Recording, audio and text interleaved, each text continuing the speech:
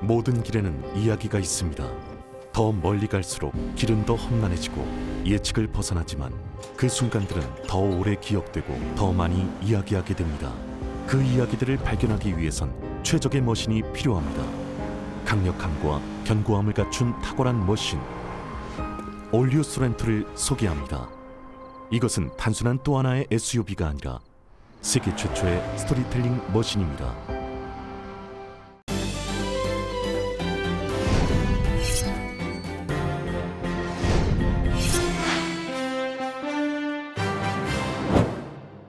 신경내과나 213-598-2083번으로 문의해주세요. AM 1650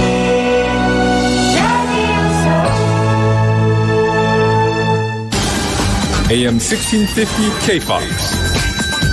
You're listening to Southern California's #1 Korean language radio station. 최고의 의료진, 가장 빠른 리퍼. 미주 최대 서울 메디칼 그룹 제공 15, 5시를 알려드립니다.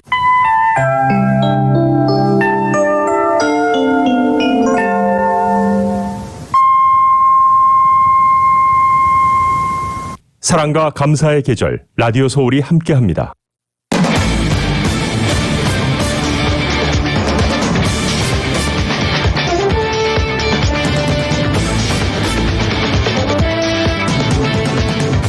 케빈 뉴섬 주지사가 오늘 대대적인 저소득층 복지 정책을 담은 2,680억 달러의 초특급 주정부 예산안을 공개했습니다. 새 예산안에는 가중의 저소득층을 위한 기본소득 보장 프로그램과 60세 이상 불체자들에게 메디칼 혜택을 제공하는 내용 등이 담겼습니다. 질병통제예방센터가 발표한 신종 코로나 바이러스 감염증 백신 접종을 마친 사람에 대한 새로운 가이드라인이 해방감과 동시에 두려움과 혼란을 안기고 있는 것으로 나타났습니다. LA시 산하 백신 접종소들이 오늘부터 12세부터 15세 사이 청소년들에게 화이자 백신 접종을 시작했습니다. LA 카운티 당국이 헬스 스토어 리프리제이션 프로그램을 통해 비즈니스 업주들에게 에너지 사용과 유틸리티 빌 절감의 기회를 제공한다고 밝혔습니다. LA와 오렌지 카운티의 개솔린 평균가가 연일 상승하며 최고치를 경신했습니다. 최근 남가주 지역 프리웨이에서 달리는 차량들을 향해 무차별적으로 비비건을 쏴 공격하는 사건이 잇따르고 있어 한인 등 주민들의 각별한 주의가 요구되고 있습니다. 차량 공유업체 리프트가 여러 비영리 단체들과 협력해 아시안들을 겨냥해 벌어지는 증오범죄 위협에서 한인들이 안전하게 다닐 수 있도록 할인 혜택을 제공합니다.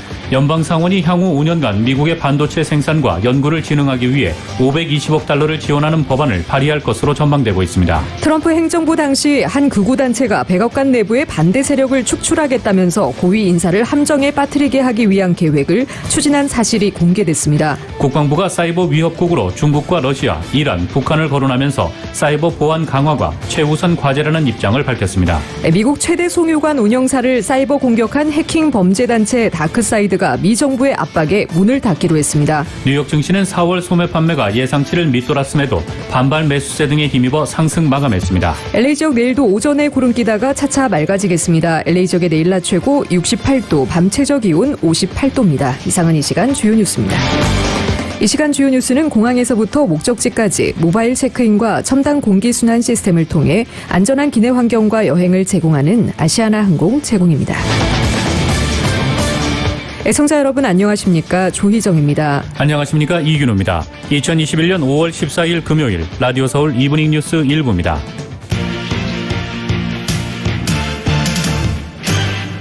일부 첫 소식 전해드리겠습니다.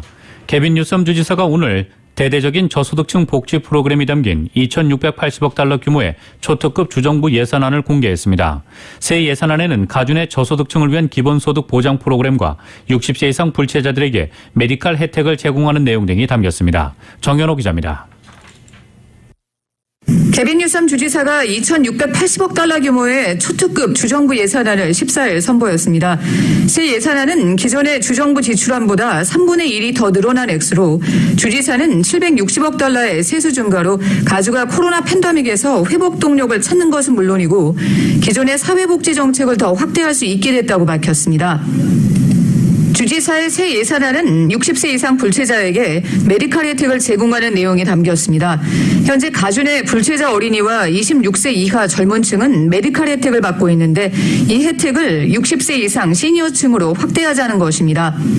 또 또 가준의 저소득층 주민들에게 5년에 걸쳐 매달 고정적으로 소정의 생활비를 정부가 지급해주는 기본소득 보장 프로그램을 신설하기 위해 3,500만 달러를 투입하는 내용도 담겼습니다.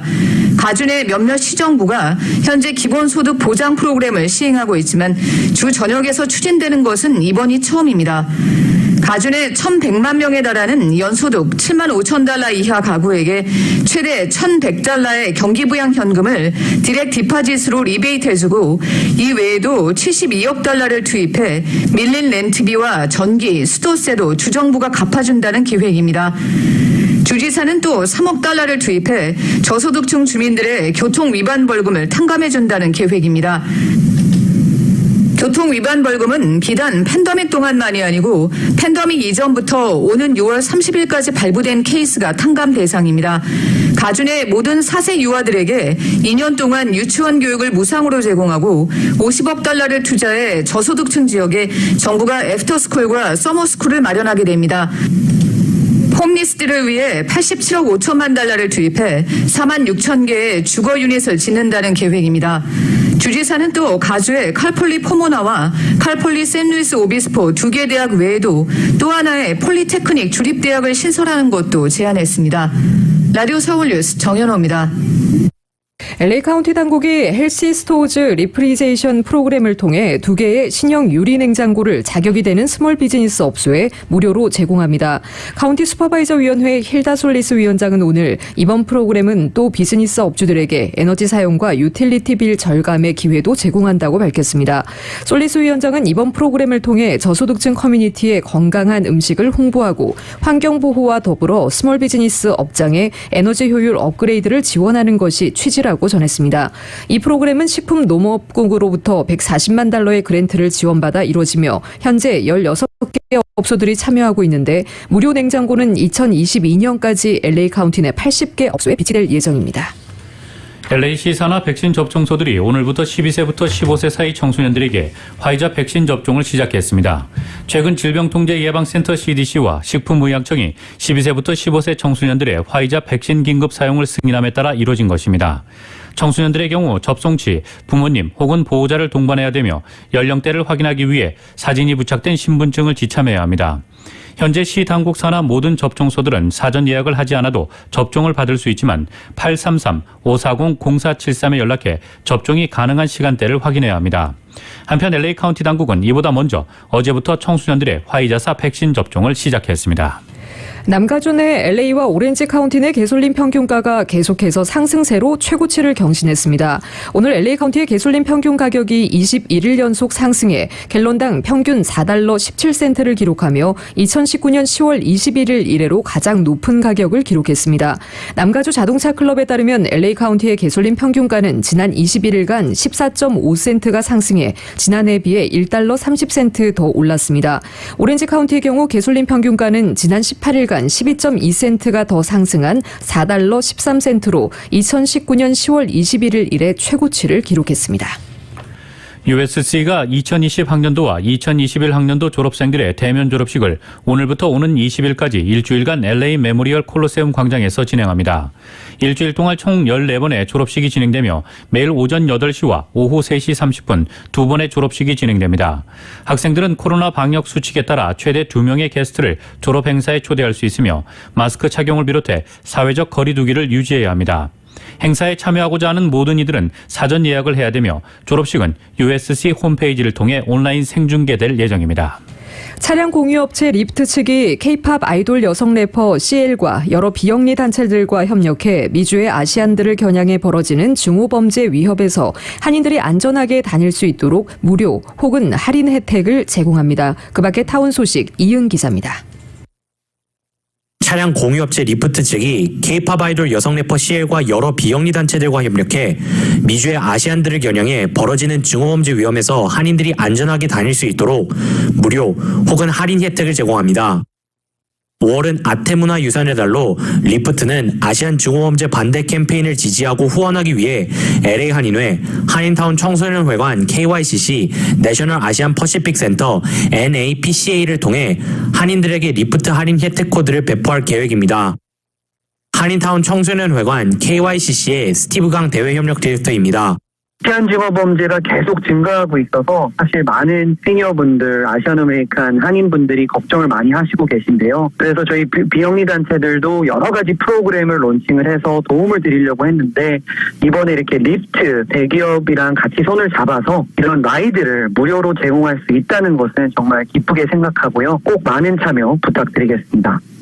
KYCC와 LA 한인회 측은 자세한 사항은 다음 주에 공개될 것이라고 밝혔습니다. LA 총영사관이 아시안 정의진흥협회, 한미연합회, 그리고 남가주 한인 변호사협회와 공동으로 한인 커뮤니티 교육 웨비나와 무료 법률 상담을 진행하고 있습니다. 지난 4월에 이어 5월에는 다양한 세입자의 권리를 주제로 오는 19일에는 법률 상담 웨비나를 이어 26일에는 법률 상담을 진행합니다. 19일 낮 12시에 열리는 웨비나에서는 변호사들이 리스 계약서 체결 시 주의사항, 이사 나갈 때 세입자가 주의할 사항, 그리고 보증금 반환 관련 문제, 세입자의 주거 환경 문제 등에 대한 정보를 제공합니다. 26일 오후 5시부터 밤 8시까지 진행되는 법률 상담은 1:1 맞춤형으로 진행되며 전화 800-867-3640으로 연락해 사전 예약을 하면 상담을 받을 수 있습니다.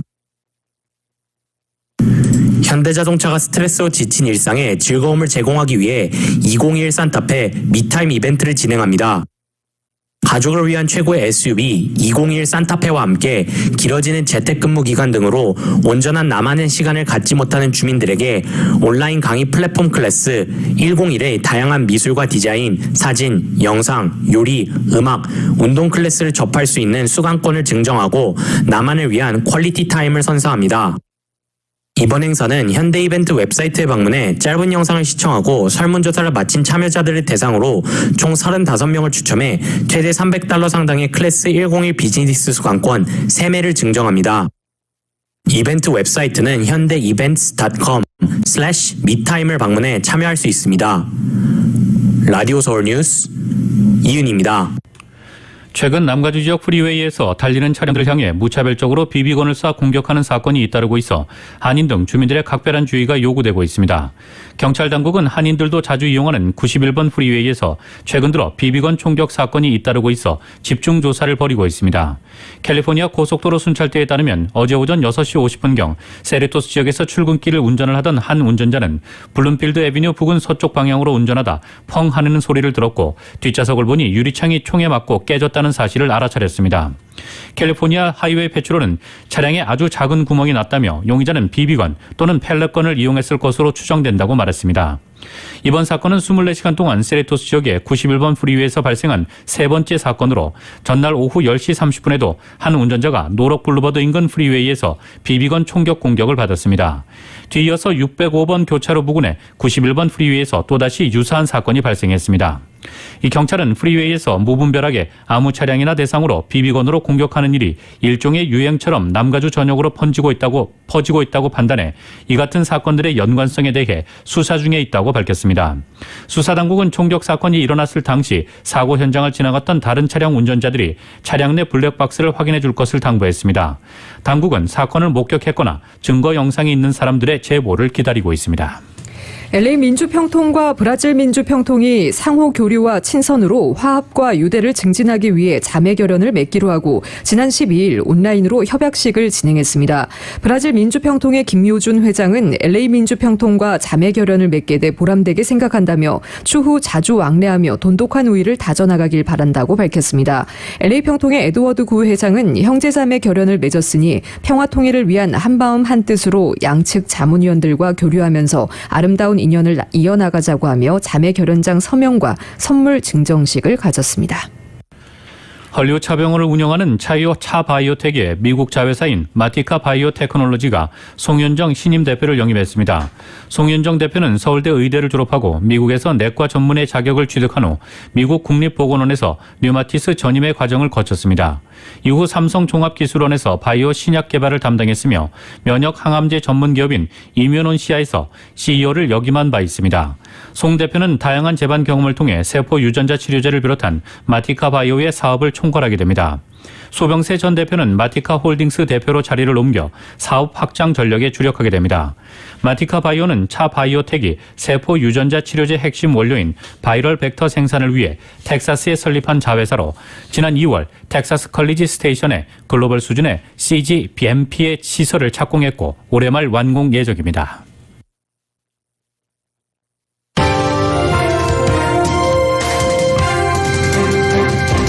라디오 서울 이브닝 뉴스 일부 함께하고 계십니다. 이 시간은 LA와 가든그로브 두 곳에서 모시는 금강안경 검안과 1250만 불 교통사고 최고 보상, 교통사고 전문 천재 변호사 리차드 호프만, 빛으로 태어나는 당신은 카우나 미인, 100% 근적외선 마스크는 카우나뿐입니다. 정직한 빛 카우나 LED 마스크 공동 제공입니다.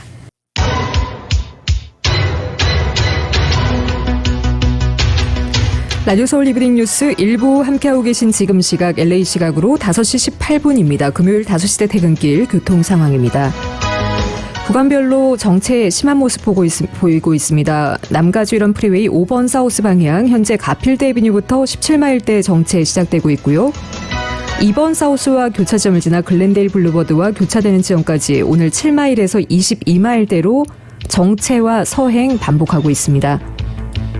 반대 5번 프레이 놀스 방향 110번 놀스와 교차된 다음 구간부터 14마일대로 속도 떨어집니다. 브로드웨이부터 정체 시작되고 있습니다. 디트만 애비뉴 인디애나 스트릿과 교차 지점까지 11마일에서 21마일대 속도밖에 내지 못하고 있습니다. 605번 사우스 방향 텔레그랩 로드부터 23마일대로 서행 시작되고 있습니다. 10번 웨스트와 교차되기 바로 전 구간 벨리 블루버드와 교차 지점까지 16마일에서 22마일대로 가다서다를 반복하고 있습니다.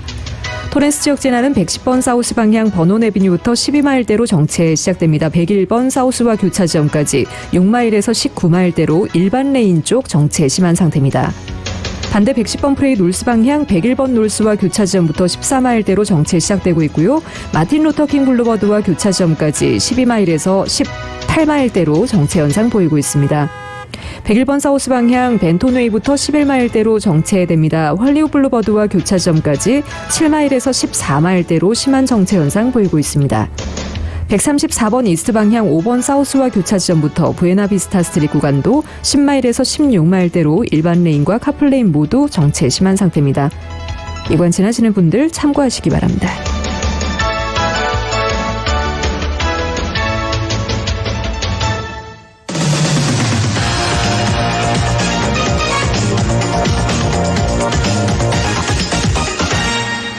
여러분께서는 라디오 서울 이브닝 뉴스 일부 함께하고 계십니다. 미국 소식 전해드리겠습니다. 연방 상원이 향후 5년간 미국의 반도체 생산과 연구를 진흥하기 위해 520억 달러를 지원하는 법안을 조만간 발의할 것으로 보입니다. 로이터에 따르면 민주당 마크 켈리, 마크 워너, 공화당 존 코닌, 탐 커튼 상원 의원이 중국 반도체 생산 증가와 자동차 업계의 반도체 칩 부족 사태 등에 대응해 법안을 협상해 왔다며 이같이 전했습니다.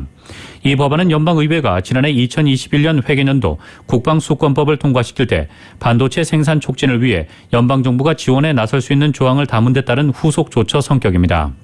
국방수권법이 지원 근거를 마련했다면 이번에 상원에서 추진되는 법안은 구체적인 지원 규모를 정해 예산을 배정하는 절차에 해당합니다. 반도체 지원 예산안은 상원이 중국과 경쟁을 위해 기술 연구에 1,100억 달러 이상을 지출토록 하고자 준비하고 있는 법안에 포함될 전망입니다.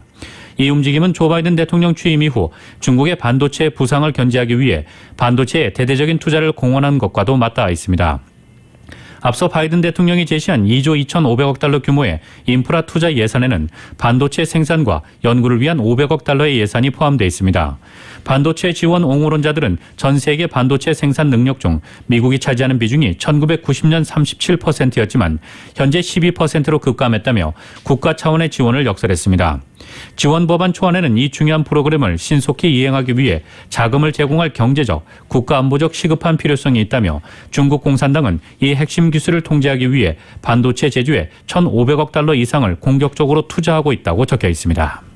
미 질병통제예방센터 CDC가 신종 코로나 바이러스 감염증 백신 접종을 마친 사람들에게 대부분의 실내외 공공장소에서 마스크를 벗어도 된다고 권고하면서 사람들에게 해방감과 동시에 두려움과 혼란을 안기고 있다고 CNN 방송이 보도했습니다.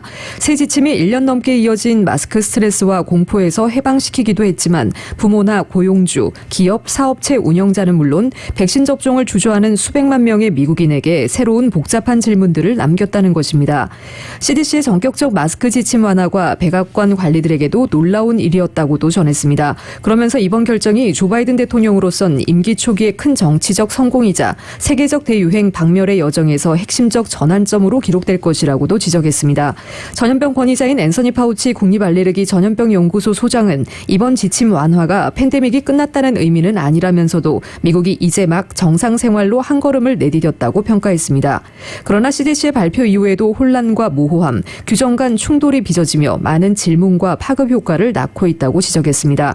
반면 이날 밤 많은 미국인은 또 시내와 술집에 나와 술잔을 들어올리며 마스크 규제 완화를 기념했습니다. 그러나 비행기, 버스, 기차 등 대중교통 수단에서 마스크 착용 의무화는 9월 13일까지 계속 시행 중입니다. 코로나19 백신을 접종할 때 1차와 2차 접종을 다른 종류의 백신으로 할 경우 같은 백신을 2번 맞을 때보다 가벼운 부작용이 많다는 연구 결과가 나왔습니다. 또 화이자 백신의 접종 간격을 아스트라제네카 백신처럼 현재의 3주에서 12주로 늘렸을 때 오히려 항체 반응이 더 좋다는 연구 결과도 발표됐습니다. YTN의 보도입니다. 지금까지 개발된 코로나19 백신들은 면역 반응을 일으키는 방식이 다릅니다. 제약사의 임상도 자사 백신으로만 이루어졌기 때문에 1, 2차 접종 백신을 다르게 한다는 건 위험하다는 지적이 많았습니다. 실제로 가벼운 부작용이 증가하는 것으로 나타났습니다. 1차의 아스트라제네카, 2차의 화이자를 접종한 경우 발열 증상을 호소하는 비율이 34%에 달했습니다. 1차 화이자, 2차 아스트라제네카를 접종한 경우엔 41%였습니다. 반면 아스트라제네카, 화이자 등 단일 백신으로만 1, 2차 모두 맞은 경우 10%와 21%에 그쳤습니다. 피로감도 비슷했습니다. 단일 백신으로만 맞은 경우 5, 60%대, 1, 2차 백신을 다르게 한 경우 70에서 80% 정도로 올라갔습니다. 두통, 근육통 같은 부작용도 비슷한 차이를 보였습니다. 다만 해당 증상들이 오래가지 않았고 다른 우려사항도 없었던 것으로 보고됐습니다. 한편 아스트라제네카처럼 화이자 백신의 접종 간격을 늘릴 경우 고령층에서 더 큰 항체 반응을 일으킨다는 첫 연구 결과도 나왔습니다. 80세에서 99세 175명이 대상이었는데 3주 간격보다 12주 간격으로 접종했을 때 항체 반응이 3.5배 증가한 것으로 확인됐습니다. 두 연구는 영국 코로나19 면역 컨소시엄에 속한 옥스퍼드대와 버밍엄대가 수행했습니다. 코로나19 면역 컨소시엄은 접종 물량이 부족해지자 영국 정부가 접종자 수 확대를 위해 지난 1월 교차 접종을 허용하고 아스트라제네카 백신 접종 간격을 12주로 늘린 뒤 관련 연구를 하도록 만든 연합체입니다. 당시 각국에선 과학적 데이터에 따른 결정이 아니라며 비난이 잇따랐고 화이자도 근거 자료가 없다며 신중한 입장을 보였습니다. 현재 교차 접종은 러시아와 이탈리아, 스페인에서도 연구되고 있고 독일과 프랑스 등은 1차 아스트라제네카 백신을 맞은 경우 혈전증 발생을 우려해 2차는 화이자나 모더나 백신으로 접종할 것을 권고하고 있습니다. YTN 김정희입니다. 세계보건기구 WHO는 최근 소수의 부유한 나라들이 코로나19 백신을 독과점하는 것은 도덕적 재앙이라고 강하게 비판했습니다. 많은 백신 물량을 확보한 선진국들은 위험성이 낮은 어린이들에게도 백신 접종을 추진하고 있지만 이는 중단돼야 하고 그 물량은 중저소득 나라들을 위한 코백스 프로그램에 기증돼야 한다고 주장했습니다. YTN의 보도입니다. 세계보건기구 WHO가 화상으로 언론 브리핑을 가졌습니다. 거브레우소스 사무총장은 지금까지 코로나19로 전 세계에서 330만 명이 목숨을 잃었고 올해는 지난해보다 더 치명적인 피해가 발생하고 있다고 우려했습니다. 그러면서 소수 선진국들의 백신 독과점은 도덕적 재앙이라고 비판했습니다. In January, I spoke about the potential unfolding of a moral catastrophe. Unfortunately, we're now witnessing this play out. 특히 부유한 국가들은 감염 위험도가 상대적으로 낮은 어린이들에 대한 백신 접종을 추진하고 있지만 이는 중단돼야 한다고 촉구했습니다. 저소득 국가에서는 취약계층은 물론 의료진조차 백신을 접종받지 못하고 있다고 호소했습니다. I understand why some countries want to vaccinate their children and adolescents. But right now, I urge them to reconsider and to instead donate vaccines to COVAX. WHO는 또 백신 접종에서 앞서 있는 국가들이 마스크 착용 규제를 풀려고 하고 있지만 이는 신중하게 시행돼야 한다고 권고했습니다. In the instance of a country that wishes to reduce or take away a mask mandate or take away other measures of public health and social measures, that should only be done in the context of considering both the intensity of transmission in your area and the level of vaccination coverage. WHO는 앞으로 코로나19 변이 바이러스가 더 많이 발견되고 확산할 것이라며 이런 상황에서 국가 이기주의가 아닌 전 세계 공동의 노력이 그 어느 때보다 중요하다고 강조했습니다. YTN 강성욱입니다. 트럼프 행정부 당시 미국의 한 극우단체가 백악관 내부의 반대 세력을 축출하겠다면서 고위 인사를 함정에 빠뜨리게 하기 위한 계획을 추진한 사실이 공개됐습니다. 뉴욕타임스는 극우 성향 인사들이 조직한 단체인 프로젝트 베리타스가 지난 2018년 당시 백악관 국가안보 보좌관이었던 허버트 맥메스터를 상대로 몰래카메라 공작을 시도했다고 보도했습니다. 맥메스터 전 보좌관이 표적이 된 것은 트럼프 행정부 내부에서 대통령에게 반대하는 인사라는 의심 때문이었습니다. 특히 삼성 장군 출신인 맥메스터 전 보좌관이 트럼프 전 대통령 지지층이 선호하는 고립주의적인 외교 정책에 대해 부정적이라는 점이 문제시됐다고 설명했습니다. 이에 따라 이 단체는 맥메스터 전 보좌관이 혼자서도 즐겨 찾았던 워싱턴 DC의 한 고급 레스토랑에 몰래 카메라를 설치하겠다는 계획을 세웠습니다. 고용한 여성을 접근시킨 뒤 함께 술을 마시게 하고 맥메스터 전 보좌관을 궁지에 몰아넣을 만한 상황을 유도해 몰래 카메라에 담겠다는 것이었습니다. 이 단체는 계획을 실현하기 위해 한 여성에게 $10,000를 주겠다는 제안을 하기도 했습니다. 그러나 이 계획은 그해 3월 말 트럼프 전 대통령이 맥메스터 전 보좌관을 한 발 앞서 경질하면서 행동으로 옮겨지지는 않았습니다. 뉴욕타임스는 프로젝트 베리타스가 이 같은 공작을 계획하고 실행하기 위해 영국 정보기관 출신 전문가까지 고용했다고 전했습니다. 맥메스터 전 보좌관 이외에도 연방수사국 간부 등 트럼프 전 대통령에게 충성을 다하지 않는다는 의심을 받았던 정부 인사들을 상대로 한 공작을 시도했다는 것입니다. 프로젝트 베리타스는 2010년 조직된 단체로 정치인뿐 아니라 언론사를 함정에 빠뜨리기 위한 공작을 계획하기도 했습니다. 미국이 송유관에 대한 사이버 공격으로 곤욕을 치르는 가운데 미 국방부가 사이버 위협국으로 중국과 러시아, 이란, 북한을 거론하면서 사이버 보안 강화가 최우선 과제라는 입장을 밝혔습니다. 미케오양 미 국방부 사이버 정책 부차관보는 오늘 하원 군사위 사이버 혁신기술 정보 시스템 소위 청문회에 출석해 우리 경쟁자들은 정치, 경제적 정보와 군사적 이점을 추구하고 우리의 안보를 약화하고자 그들의 사이버 능력을 사용하고 있다며 국가정보국은 특히 중국, 러시아, 이란, 북한 그리고 그들의 대리자로부터의 사이버 위협이 극심한 것으로 평가한다고 말했습니다. 그는 적들은 의료시설에 악성 프로그램인 랜섬웨어 공격을 가하고 백신 생산과 공급망을 겨냥하고 허위 정보를 퍼뜨리기 위해 공포를 이용하며 심지어 송유관 기업을 교란함으로써 대유행을 이용하고 있다고 지적했습니다. 또 사이버 공간의 보안 강화는 미국과 전 세계의 최우선 과제라며 현재 국가안보 전략 지침은 사이버 보안을 우선시하고 악성 사이버 활동과 공격으로부터 국가를 방어하기 위해 필요한 투자 확장을 약속한다고 설명했습니다. 미국 최대 송유관 운영사를 사이버 공격한 해킹 범죄 단체 다크사이드가 정부의 압박에 문을 닫기로 했습니다.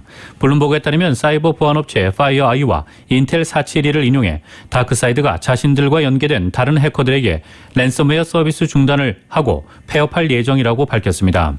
다크사이드는 블로그와 결제 서버를 포함한 일부 인프라 서비스에 대한 액세스 권한을 잃어버린 것으로 전해졌습니다. 이 단체가 다크웹에서 운영하던 웹사이트는 전날부터 이미 다운된 상태라고 사이버 보안 전문가들이 전했습니다. 다크사이드는 아직 몸값을 지불하지 않은 피해 기업들에게는 조만간 시스템을 복구할 수 있는 복구와 키를 보내주겠다고 밝혔습니다. 파이어아이 맨디안트 금융범죄 분석 전문가인 킴벌리 구디는 다크사이드는 법 집행 당국의 압력과 미국 정부로부터의 압력을 이러한 폐쇄 결정을 이유로 들었다고 말했습니다. 콜로니얼은 지난 7일 오후 동부 해안 석유 공급의 45%를 책임지는 송유관 가동이 중단되자 수시간 만에 가상화폐로 500만 달러에 가까운 몸값을 지불했으나 닷새째 지난 12일 오후부터 겨우 재가동을 시작한 상태입니다. 랜섬웨어 공격이란 악성 코드를 이용해 피해자의 컴퓨터 시스템에 진입한 뒤 파일을 암호화하고 인질로 잡힌 데이터를 풀어주는 대가로 금전을 요구하는 사이버 범죄입니다. 동유럽 또는 러시아의 근거지를 둔 것으로 추정되는 다크사이드는 지난해 8월 이후 급부상한 신생 조직으로 주로 서방 국가들의 기업 80곳 이상을 수백억 달러의 손실을 입힌 것으로 전해지고 있습니다. 공화당이 오늘 반트럼프 인사를 축출한 하원 서열 3위 자리에 친트럼프 의원을 앉혔습니다. 공화당이 하원 의원총회 의장 자리에 앨리스 스타우바닉 하원 의원을 압도적 찬성으로 선출했습니다. 의원총회 의장은 하원 원내대표, 원내총무에 이어 서열로 따지면 세 번째입니다. 당초 이 자리는 조지 W. 부시 대통령 시절 부통령을 지낸 딕 체니의 딸 리즈 체니 의원이 맡았지만 도널드 트럼프 전 대통령을 비판하는 행보를 보여 그동안 당내 논란을 샀습니다. 체니 의원은 트럼프 전 대통령의 지난해 11월 3일 대선 조작 주장을 허위라고 비난했고 지난 1월 지지자들의 의회 난입 사태에 따른 트럼프 전 대통령 탄핵 심판 당시 9명의 공화당 하원 의원과 함께 찬성표를 던졌습니다. 체니 의원은 이 일로 사퇴 표결까지 갔다가 자리를 유지했지만 최근 또다시 트럼프 전 대통령을 강하게 비난했다는 이유로 지난 12일 진행된 두 번째 사퇴 표결에서는 결국 자리를 잃었습니다. 후임으로 선출된 36세 스타우바닉 의원은 체니 의원과 마찬가지로 여성이지만 트럼프 전 대통령에게 우호적인 인사로 통합니다. 오하이오주의 주도 콜럼버스시에서 경찰관이 쏜 총에 맞아 사망한 흑인 남성의 유족에게 $10,000를 배상하기로 합의했다고 CBS 방송이 보도했습니다. 보도에 따르면 콜럼버스시는 지난해 12월 차고에서 휴대전화를 든 채 나오다 경찰의 총격에 숨진 안드레 힐의 유족에 대해 이 같은 배상안을 결정했습니다. 최종 결정은 17일 시의회의 투표로 의결됩니다. 콜럼버스시는 안드레 힐을 그의 가족의 품에 되살릴 수는 없겠지만 이번 결정이 올바른 방향으로 향하는 중요하고 필요한 한 걸음이 될 것이라고 밝혔습니다. 콜럼버스시는 또 피해자가 주로 다니던 시립체육관의 명칭을 안드레 힐 체육관으로 바꾸기로 했습니다. 한편 힐을 쏜 경찰관은 파면이 된 뒤 살인 혐의로 기소됐습니다. 일론 머스크 테슬라 CEO가 가상화폐 시장을 뒤흔드는 트윗을 반복하자 도를 넘었다는 비난이 거세지고 있습니다. 온라인에선 테슬라 불매운동 조짐도 일고 있습니다. KBS의 보도입니다. 현지 시간 12일 비트코인으로 테슬라 차값을 계산하는 걸 중단하겠다는 일론 머스크의 트윗으로 비트코인 시세가 크게 출렁입니다. 그리고 나서 그 다음 날엔 머스크는 또 다른 가상화폐 도지코인을 띄우는 글을 트위터에 올립니다. 도지코인 거래 시스템을 개선하는 작업을 하고 있다는 겁니다. 이후 도지코인 가격은 30% 넘게 오르기도 했는데 지난 주말엔 미국의 한 유명 프로그램에 나와선 도지코인은 사기라고 했습니다. 방송 직후 도지코인은 30%가량 폭락한 바 있습니다. He's been very public and very kind of off the cuff about crypto. He kind of had a little dig at Dogecoin and then Dogecoin tanked after that. 이렇게 가상화폐 시세를 쥐락펴락하는 머스크에 대해 비난이 거세지고 있습니다. 테슬라 차를 사지 말자는 불매운동 움직임이 온라인에서 일고 있고 미국 언론들도 머스크를 겨냥한 비판을 쏟아내고 있습니다. 뉴욕타임스는 머스크는 믿을 만한 사람이 못 된다며 테슬라의 비트코인 거래를 살펴봐야 한다고 했습니다. 실제 머스크는 지난 2018년에 테슬라 시세 조작 혐의가 인정돼 금융당국에 벌금을 내기도 했습니다. 전기차 업체 테슬라는 지난 2월 15억 달러, 우리 돈 1조 7천억 원 규모의 비트코인을 사들였습니다. 최근 미국의 가상화폐 시장이 예전과 가장 크게 다른 점은 이렇게 기업이나 기관 투자자들, 그러니까 부자들이 투자하고 있다는 겁니다. They pour billions into it, the price rises, they cash out, take their profits. The common man, the common person loses no matter what happens here, and the rich keep getting richer. 머스크는 베이조스 아마존 창업자에 이어 세계에서 두 번째로 돈이 많은 부자입니다. 뉴욕에서 KBS 뉴스 한보경입니다. 이어서 국제 소식 전해드리겠습니다. 이스라엘과 팔레스타인 무장정파 하마스 간의 무력 충돌이 격화되면서 전면전 양상에 가까워지고 있습니다. 사상자가 눈덩이처럼 불어나고 있는 데다 지상군 투입도 임박해 2,000명 넘게 숨졌던 지난 2014년 사태가 재현되는 게 아닌가 하는 우려가 커지고 있습니다. YTN의 보도입니다. 팔레스타인 가자 지구에 거대한 폭발음과 함께 섬광이 번쩍입니다. 어둠을 뚫고 미사일이 연이어 날아듭니다. 이스라엘군은 가자 지구에 40여 분간 무려 450발의 미사일을 퍼부었습니다. 또 전투기 공습에 이어 처음으로 지상작전을 시작했습니다. 로켓포탄 수천 발을 이스라엘에 쏟아부은 하마스도 새로운 무기로 맞대응하고 있습니다. 사거리가 긴 로켓포로 이스라엘 중부를 타격한 데 이어 자살 폭발 드론을 전력에 추가했습니다. 양측의 공격으로 피해자는 눈덩이처럼 불어나고 있습니다. 가자지구 보건당국은 지금까지 100명이 훨씬 넘는 사람이 숨지고 수백 명이 다쳤다고 밝혔습니다. 이스라엘에서도 수백 명의 부상자가 나왔고 사망자도 다수 발생했습니다. 이런 가운데 이스라엘 내의 아랍계와 유대인 간의 유혈 충돌도 급속하게 늘고 있습니다. 국제사회는 지난 2014년 2,000명 넘게 숨졌던 50일 전쟁이 재현되는 게 아닌가 우려하고 있습니다. 뾰족한 해법이 보이지 않는 가운데 유엔은 이번 사태를 논의하기 위해 오는 16일 안전보장이사회 회의를 열기로 했습니다. YTN 김영근입니다.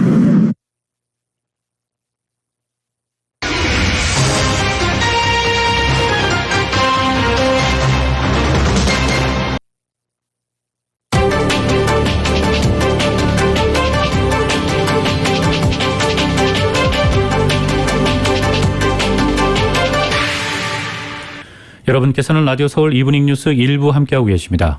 한국 소식 전해드리겠습니다.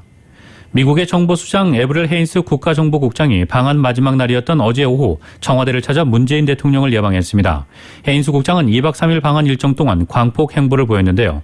정보기관의 수장이 이례적으로 사실상 공개 활동을 이어간 건 한미 공조를 강조하며 북한에는 도발 자제를 압박하는 메시지로 읽히고 있습니다. YTN의 보도입니다. 미국 정보기관을 총괄하는 에브릴 헤인스 국가정보국장이 방한 마지막 날 청와대를 방문해 문재인 대통령을 예방했습니다. 전날 만찬을 함께한 서훈 국가안보실장도 배석한 가운데 한미 정상회담을 앞두고 양국 간 현안과 한반도 정세에 대한 의견을 폭넓게 교환했습니다. 지난 12일 취임 뒤 처음으로 우리나라를 찾은 헤인스 국장은 2박 3일 일정을 촘촘하게 채웠습니다. 첫 공식 일정은 비무장지대 방문, 판문점과 2018년 남북정상이 걸었던 도보다리 등을 둘러봤습니다. 이어 합동참모본부를 들러 정보 분야 인사들과 면담했습니다. Ms. Haynes, do you have any plans to communicate with Pyongyang during your visit?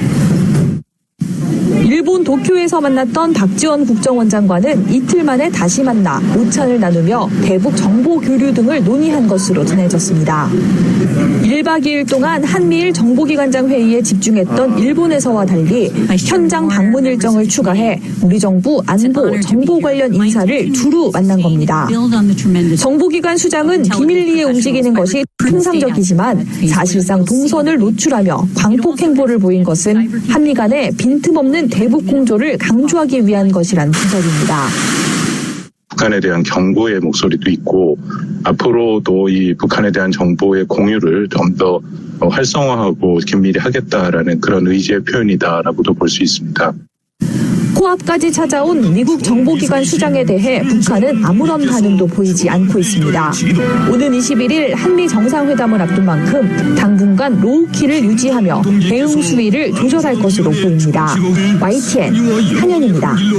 임혜수 과학기술정보통신부 장관이 취임했습니다. 임 장관은 취임식에서 코로나19로 사회 전반의 디지털 전환이 빨라지고 있다며 정책을 속도감 있게 추진하겠다고 밝혔습니다. YTN의 보도입니다. 임혜숙 장관은 기술 개발에 앞선 사람이 모든 것을 가져가는 것이 디지털 시대의 특성이라는 말로 취임사를 시작했습니다. 그러면서 빠른 디지털 전환을 정책 최우선 과제로 꼽았습니다. 정부와 민간이 함께 디지털 생태계를 만들고 기술 혁신을 주도하자고 제안했습니다. 그간의 정책 등을 더욱 속도감 있게 추진하며 가시적인 성과들을 빠르게 축적해 나가야 하겠습니다.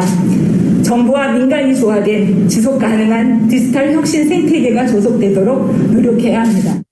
특히 기후변화와 탄소 중립, 우주 개발 등을 기술 혁신의 주요 도전 과제로 제시했습니다. 이를 위해 과감한 투자와 연구자들이 원하는 환경을 조성하겠다고 약속했습니다. 국가 R&D 100조 원 시대를 맞아 연구자들이 원하는 연구를 자율적, 창의적, 안정적으로 수행할 수 있도록 연구에 몰입할 수 있는 환경을 중단 없이 조성해 나가야 할 것입니다. 인재 양성의 중요성도 빼놓지 않았습니다. 우수한 인력이 이공계로 지속적으로 유입되고 석박사급 연구원, 박사호 연구원 등 고급 인재로의 성장을 꾸준히 지원해 나가야 하겠습니다. 현안인 코로나19 백신과 치료제 개발을 위한 과감한 지원도 강조했습니다. 임혜숙 장관은 대한전자공학회 회장과 국가과학기술연구회 이사장 등을 지냈고 첫 여성 과학기술정보통신부 장관입니다. YTN 사이언스 이혜리입니다. 4개국 협의체 쿼드가 안보동맹이 아니라는 백악관 고위 관료의 발언 이후 한국도 쿼드 가입을 적극 검토해야 한다는 주장이 잇따르고 있습니다. 쿼드의 협력 분야가 백신이나 기후변화 같은 것이라면 중국이 보복에 나설 이유가 없다는 건데 다음 주 한미 정상회담에서도 쿼드 참여가 논의될지 주목되고 있습니다. YTN의 보도입니다. 미국 주도의 중국 견제 4개국 협력체 쿼드에 대한 정부의 입장은 일관됩니다. 포용성이 좀 있어야 되겠다. 그리고 개방적이어야 된다. 그리고 좀 투명하게 했으면 좋겠다. 그래서 미국도 우리의 그런 입장에 대해서 다 수긍을 했습니다. 사안별로는 협력할 수 있다면서도 중국 견제에 동참하는 것으로 해석될 수 있는 표현은 최대한 피하고 있습니다. 이 가운데 쿼드가 안보동맹도 아시아판 나토도 아니라는 최근 백악관 고위 관료의 발언이 주목을 받고 있습니다. I think our vision for this is that this is not a closed architecture. This is not something where there is four countries and that's it. I think the idea is to have an open architecture to encourage others who have an interest in these issues to be able to participate. 코로나19, 기후변화 등의 국제 현안에 대응하기 위한 개방적인 비공식 협의체라는 설명입니다. 쿼드 참여에 따른 중국과의 갈등을 우려해온 우리 정부 입장에서 기후변화를 모색할 계기가 될 수 있다는 분석이 나옵니다. 쿼드의 목적이 미래지향적 새로운 어떤 동아시아 영내 협력 이런 거라 그러면 그거를 이제 미국 정부가 공식적으로 확인해 준 상황에서 우리가 거기에 적극적으로 참여 안 할 이유가 없어진 거죠. 쿼드에 참여해도 중국이 사드 배치 때처럼 보복하기는 부담스러울 거란 전망도 있습니다. 미국과 치열하게 경쟁하는 중국이 한국을 적으로 만들기는 어렵고 사드 보복 이후 국내에서 고조된 반중 감정도 고려해야 한다는 겁니다. 중국이 물론 우리가 쿼드에 접근하는 것에서 경계감과 불쾌감을 가질 수는 있지만 그렇다고 이것이 과거 사드처럼 중국이 노골적으로 한국을 압박할 수 있는 상황은 아니라고 봅니다. 또 쿼드 4개국가는 물론 미국 국내에서도 쿼드에 지향점을 두고 의견이 분분한 만큼 쿼드 가입 여부가 미중 간 양자택일의 문제인 것처럼 과민 반응할 필요는 없다는 지적도 있습니다. 이런 점에서 다음 주 한미 정상회담에서 쿼드 참여가 의제로 올려질지 우리 정부가 분야별 협력 의사를 밝힐지 주목됩니다. YTN 김도훈입니다.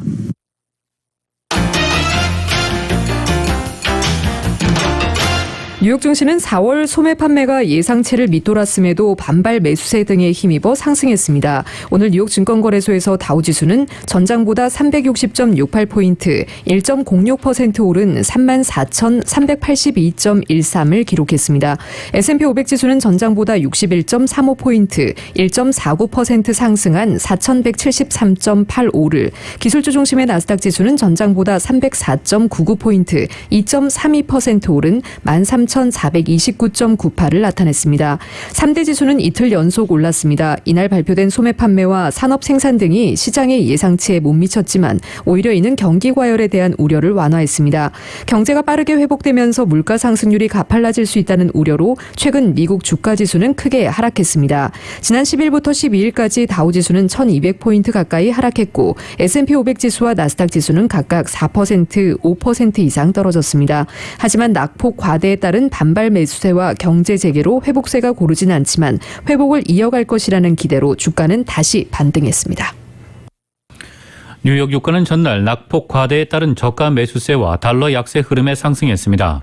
뉴욕 상업거래소에서 6월물 서부 텍사스성 원유 가격은 전장보다 1.55달러 상승한 배럴당 65.37달러에 거래됐습니다. 서부 텍사스성 원유 선물 가격은 이번 주 들어 0.7% 올라 3주 연속 오름세를 기록했습니다. 다만 오름폭은 2주 연속 2% 이상 올랐던 데서 축소됐습니다. 전날 서부 텍사스성 원유 가격은 콜로니얼 파이프라인 사태가 일단락됐다는 소식에 3% 3%가량 하락했습니다. 이날 트레이더들은 낙폭이 과대했다는 인식 속에 저가 매수에 나서는 모습입니다. 글로벌 증시가 반등한 가운데 안전자산인 달러화 가치가 하락한 것도 유가의 오름세를 더했습니다. 유가 등 주요 원자재는 달러로 거래돼 달러화 가치가 하락하면 오르는 경향을 보입니다. 브렌트유 가격도 이날 2% 이상 상승해 배럴당 68달러대에 거래됐습니다. 코메르츠방크는 보고서에서 브렌트유의 경우 배럴당 70달러 선을 넘어서지 못하면서 투기적 시장 참가자들의 매도세가 나올 것 같다라며 특히 미국에서 콜로니얼 파이프라인의 송유관들이 가동을 확대하면서 매물이 출회될 것으로 예상했습니다. 콜로니얼 파이프라인은 전날 늦게 전체 송유관 시스템을 재가동했으며 모든 지역에 송유를 재개했다고 밝혔습니다. 한편 원유 시추업체 베이커 휴스에 따르면 이번 주 미국 내에서 가동 중인 원유 채굴 장비 수는 352개로 전주보다 8개 증가했습니다. 지난주에도 2개 증가한 바 있습니다. 천연가스를 포함한 전체 가동 중인 채굴 장비 수는 5개 늘어난 453개를 기록했습니다. 로버트 카플란 댈러스 연방준비은행 총재가 미국의 인플레이션 위험을 경고했습니다. 카플란 총재는 이날 오스틴 텍사스대 강연에서 인플레이션 예측이 시작되면 점차 증폭되기 마련이고 결국 이는 미국이 목표로 하는 2% 물가 성장률과 양립할 수 없는 수준이 될 것이라며 우려를 표했습니다. 카플란 총재 이 같은 견해는 미국 중앙은행인 연방준비제도 주요 인사들의 기존 입장과 배치되는 것입니다.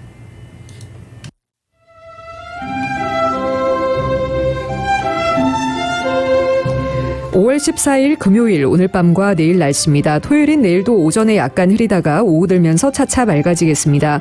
내일 낮 기온 오늘과 비슷하겠습니다. 일요일인 모레는 구름량 늘면서 흐린 날씨를 보이겠습니다. 낮 기온도 전날보다 4, 5도가량 더 내려가면서 이번 주 들어 가장 서늘한 날씨 일요일 예상되고 있습니다. LA 한인타운의 내일 낮 최고 68도입니다. 밤 최저 기온 57도, 오렌지 카운티 지역 70도, 59도, 밸리와 인랜드 엠파이어 지역 78도, 56도, 해안 지역의 내일 낮 최고 63도, 밤 최저 57도입니다. LA 지역 오늘 밤 늦게 차차 흐려지겠습니다. 밤 최저 기온 58도입니다. 한국은 오늘과 내일 전국 대부분 지역이 흐리고 비 오겠습니다. 서울의 오늘 낮 최고 기온 화씨 73도, 밤 최저 기온 화씨 67도입니다.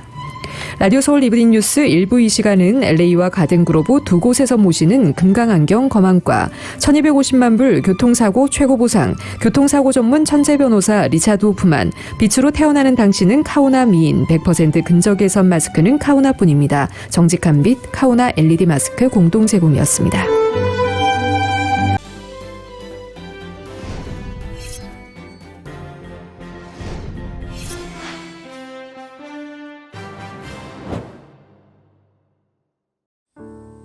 친구, 마음을 나누는 가족이지. 젊을 때나 지금이나 함께 같은 세월을 살아가는 게 참 소중해. 한결같이 옆에서 성실하게 있어줘서 든든해. 한 번 더 걷고 한 번 더 웃어야지 건강하게. 아프지 말고 넘어지지 말고 건강하게 신영 파이팅! 한결같은 성실함으로 건강 버팀목이 되어주는 서울 메디칼 그룹.